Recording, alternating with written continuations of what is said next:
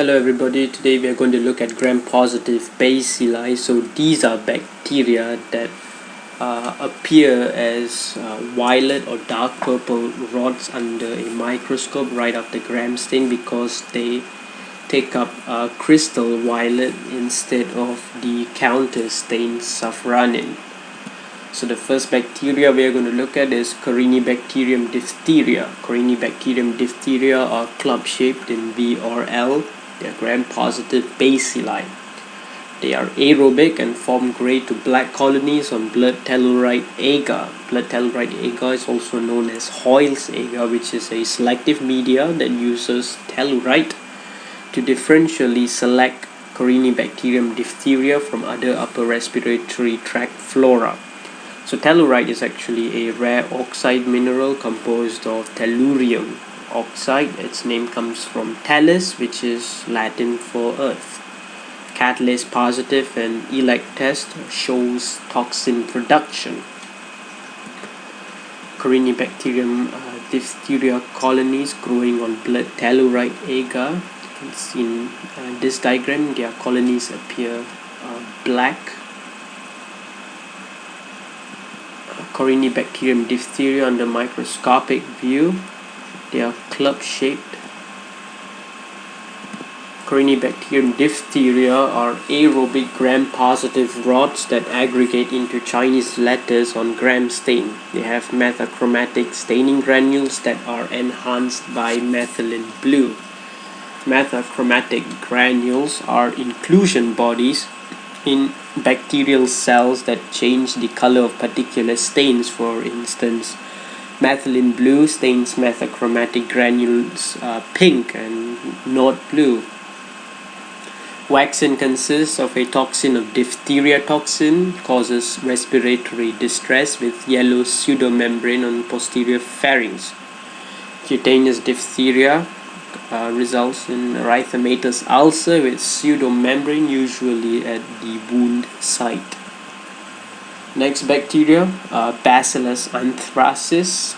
So Bacillus anthracis are long with endospores. Endospores are a resistant asexual spore that develops inside some bacterial cells.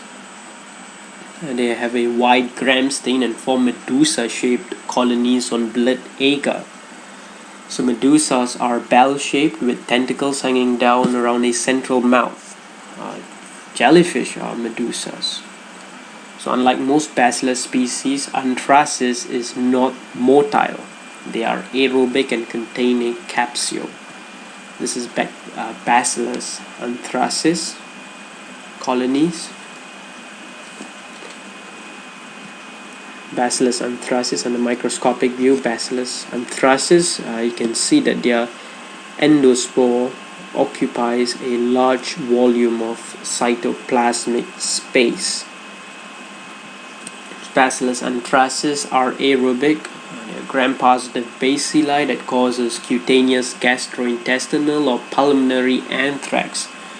A bit about anthrax. Anthrax spores were used as biological warfare weapons and was first tested by Unit 731 of the Japanese Kwantung Army in Manchuria during the 1930s.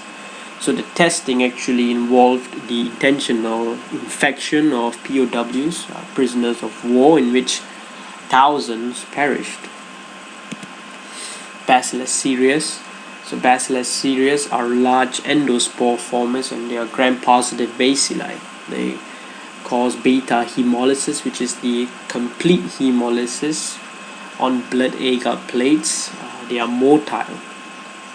Unlike Bacillus anthracis, they cannot use mannitol, and they also produce a heat-stable toxin. Bacillus cereus colonies growing on blood agar. Bacillus cereus under microscopic view.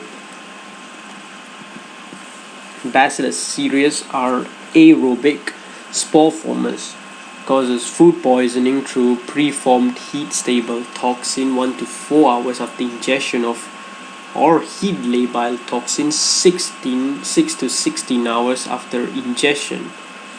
classically in cooked rice that has been sitting for many hours. Next, bacteria Listeria monocytogenes. A bit about the genus Listeria. Listeria is actually a genus of bacteria named after Joseph Lister, who was an English pioneer of sterile surgery. Listeria monocytogenes are motile non-spore formers. They are gram-positive bacilli. They exhibit an umbrella or tumbling motility. You can Google that later on. They also produce small beta hemolytic colonies on blood agar. Beta hemolytic, they can cause the complete hemolysis of blood and are catalase positive. Listeria monocytogenes are growing on blood agar. Listeria monocytogenes under microscopic view. Listeria monocytogenes are aerobic, causes meningitis and sepsis in neonates, newborns, exhibit tumbling motility, and their motility is such because of its peritrichous flagella. They also grow in the cytoplasm of macrophages and other cells, usually acquired through the ingestion of unpasteurized milk or cheese. So pasteurization of milk involves heating milk to about 72 degrees Celsius for 16 seconds, then cooling it at 4 degrees Celsius to ensure that all harmful bacteria are destroyed. With that, I thank you.